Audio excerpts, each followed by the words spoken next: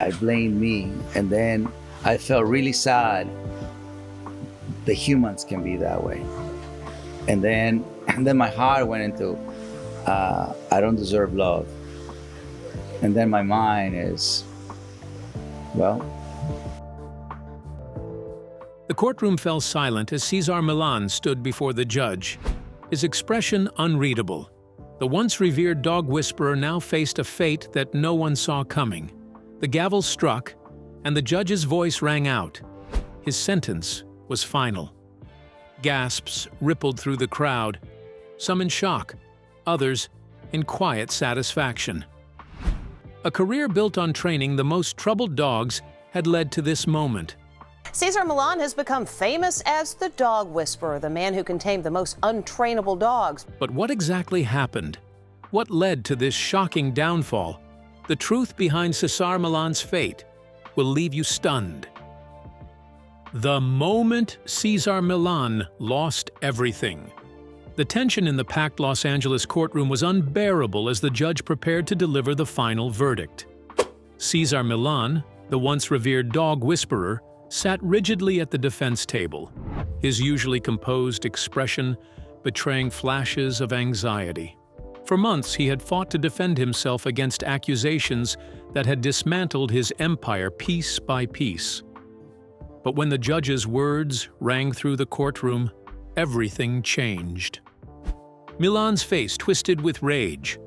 He slammed his fists on the table, sending papers flying, before unleashing a furious tirade at the prosecution. His voice, once the soothing guide of dog owners worldwide, now erupted in uncontrollable anger. Security officers rushed in as he bolted upright, lunging toward the judge's bench, his calm, authoritative persona shattering beyond recognition. Gasps filled the courtroom.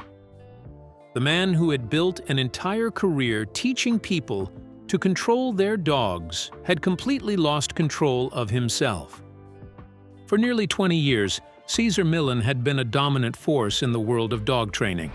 His hit television shows aired in more than 80 countries. His books flew off the shelves, and his dog training philosophy. And this is my new book, How to Raise the Perfect Dog. This book is for all the people who want to prevent unwanted behaviors. As you have seen in my television show, I deal with aggression, anxiety, separation anxiety, nervousness, fear, you name it. But this book, I made it especially so you don't have that problem. Rooted in dominance, pack leadership, and calm assertive energy, became gospel for millions. With an estimated net worth of over $25 million in 2023, he was more than just a trainer.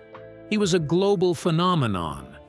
But as the field of veterinary behavioral science evolved, so did the criticism against him. Experts began challenging his methods, arguing that dominance-based training was outdated, fear-inducing, and in some cases even harmful. The case that ultimately dismantled Millan's career wasn't built on a single event, but on a series of troubling allegations spanning years. However, it was a single piece of damning footage that ignited the firestorm. A segment from his show Cesar 911 surfaced, showing a dog viciously attacking a pig during what was supposed to be a controlled training session.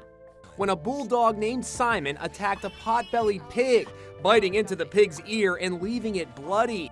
The video spread like wildfire, sparking outrage across social media and leading to a deeper investigation into his training practices. Former clients and staff members soon came forward, painting a disturbing picture of what allegedly went on behind closed doors at Millan's Dog Psychology Center. Tearful testimonies described dogs subjected to excessive force, intimidation tactics, and methods that, according to behavioral experts, inflicted unnecessary fear and stress. The prosecution presented expert witness after expert witness, all condemning the techniques Millan had once championed. As the judge delivered the sentence, the weight of it settled over the courtroom like a crushing blow. A permanent ban on working professionally with animals, the immediate shutdown of his training facility, staggering financial penalties to be paid to animal welfare organizations, probation requirements that included mandatory education in modern, science-based training methods.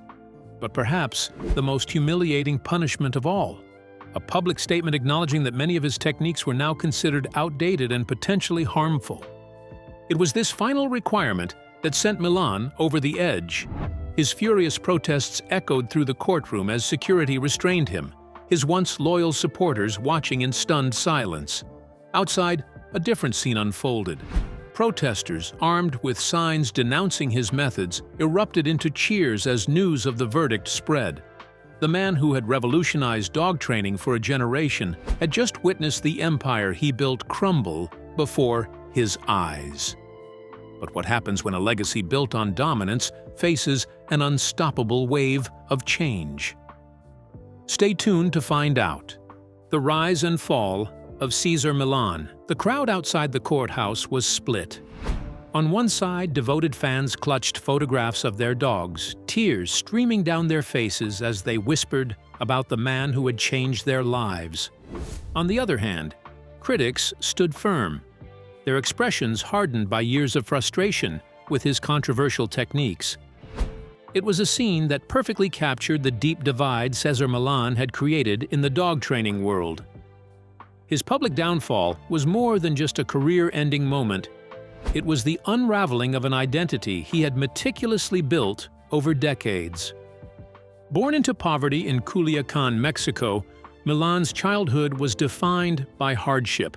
Determined to escape his circumstances, he crossed the U.S. border illegally at 21. For Cesar, there's no such thing as a hopeless case, which makes sense since he was something of a long shot himself. At 21, he crossed the border illegally from Mexico to the U.S., had nowhere to go, spoke no English, but he had a kinship with them pooches, raised on TV shows like Lassie. Carrying nothing but $100 and an unshakable dream: to become the world's greatest dog trainer.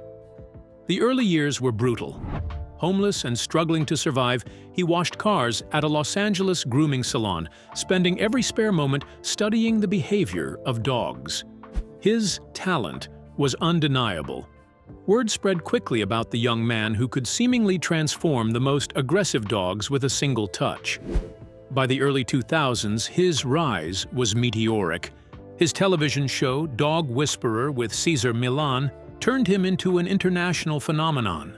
Viewers were captivated by his calm, assertive energy and his ability to rehabilitate troubled dogs. Celebrities sought his help, and his empire expanded. Books, merchandise, training programs. But behind the confident television persona was a man battling personal demons that few ever saw. In 2010, everything began to fall apart. His wife of 16 years, Ilusion Wilson, filed for divorce, leaving him emotionally shattered and financially drained. Just months later, his beloved pit bull, Daddy, the dog he often credited with shaping his training philosophy, died of cancer. The losses were too much to bear.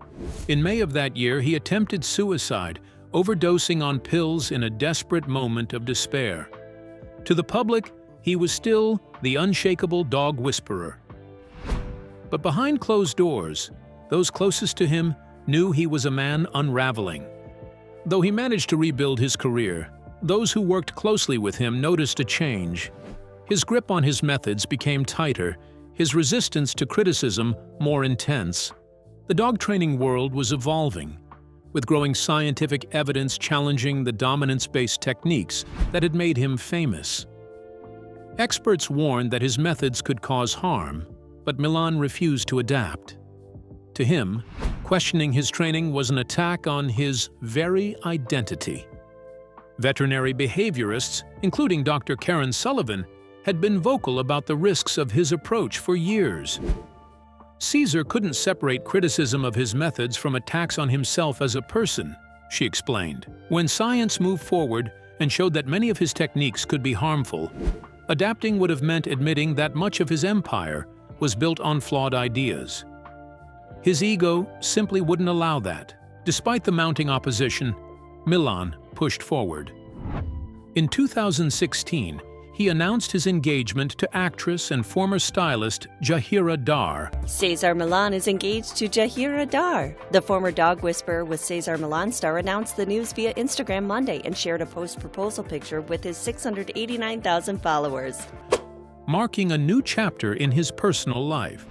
He had also become a U.S. citizen in 2000 and, together with his ex-wife, had founded the Cesar Millan Foundation, now known as the Cesar Millan PAC Project, to support animal shelters and rescue organizations.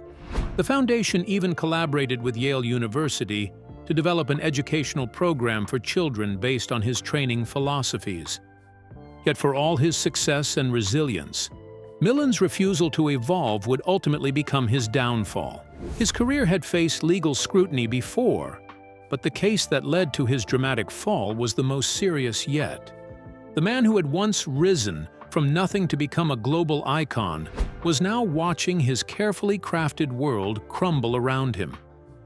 But what happens when success and resilience collide with an unwillingness to change? The answer shattered everything. Stay tuned to find out. The collapse of a legacy. As the dust settled from Cesar Millan's courtroom battle, what began as a single controversy quickly spiraled into a full-scale reckoning.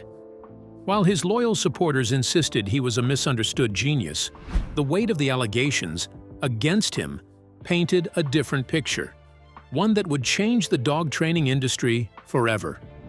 The controversy that led to Millan's legal troubles started with a single moment caught on camera. In an episode of Cesar 911, what was meant to be a controlled training exercise took a shocking turn when a dog named Simon viciously attacked a pig. The disturbing footage spread like wildfire across social media, igniting outrage and prompting an initial investigation by animal welfare authorities. Though Millan was ultimately cleared of animal cruelty charges in that particular case, the scrutiny had already intensified. It was only the beginning. As the investigation widened, former clients began coming forward with troubling allegations. A family claimed their French bulldog had developed extreme anxiety and aggressive tendencies after being subjected to Millan's controversial flooding technique, where a dog is forced to confront its fears with no means of escape. Another pet owner recounted how their German Shepherd suffered physical injuries after being forced to run on a treadmill with a choke collar at Millan's Dog Psychology Center. But perhaps the most damning revelations came from those who had worked alongside him. Former employees described a pattern of prioritizing dramatic television moments over the well-being of the animals. One ex-trainer recalled witnessing Millan deliberately provoking aggression in dogs just to create more intense, engaging footage. The more distressing aspects of these encounters, they claimed, were carefully edited out before the final cut aired. Experts who later analyzed footage from Millan's shows pointed out subtle but clear signs of stress and fear in the dogs, signs that had been misrepresented as calmness or submission. As the trial unfolded, the prosecution meticulously built its case. Expert witnesses, including veterinary behaviorists and specialists in animal welfare, testified that Millan's dominance-based training methods were outdated and, in many cases, harmful. Dr. Emily Henderson, a leading veterinary behaviorist, took the stand, stating, "Modern research has completely changed our understanding of dog behavior. The belief that dogs are constantly trying to dominate humans is outdated and incorrect. Training methods rooted in this false assumption don't just fail, they can actively create or worsen behavioral issues." Despite mounting evidence, Millan remained outwardly defiant. In media interviews outside the courthouse, he insisted that his methods were being misinterpreted and taken out of context. But inside the courtroom, his legal team struggled. Their attempts to frame him as a misunderstood expert clashed with an overwhelming wave of video evidence showing dogs reacting in visible distress under his guidance.